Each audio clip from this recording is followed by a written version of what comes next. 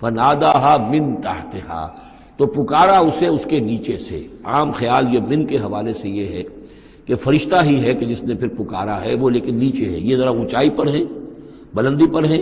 اور وہ کہیں نیچے ہے، نشیب میں ہے، اور اس لیے کہ ظاہر بات ہے کہ ولادت کے موقع پر اور وضع عمل کے موقع پر اس کا قریب ہونا ویسے بھی مناسب نہیں۔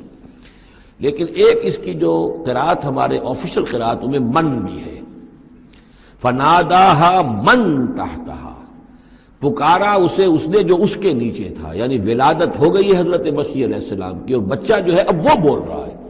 میں اس معنی کو زیادہ ترجیح دیتا ہوں، اس لیے کہ ظاہر بات ہے کہ اگر بچے نے اس وقت کلام نہ کیا ہوتا تو کیسے یقین آتا کہ حضرت مریم لے کر آتی اس بچے کو کہ بعد میں یہ بچہ بول پڑے گا۔ اللہ تعالیٰ نے وہاں اس بچے سے کلام کرا دیا ہے، انہوں نے دیکھ لیا ہے بچہ بول رہا ہے،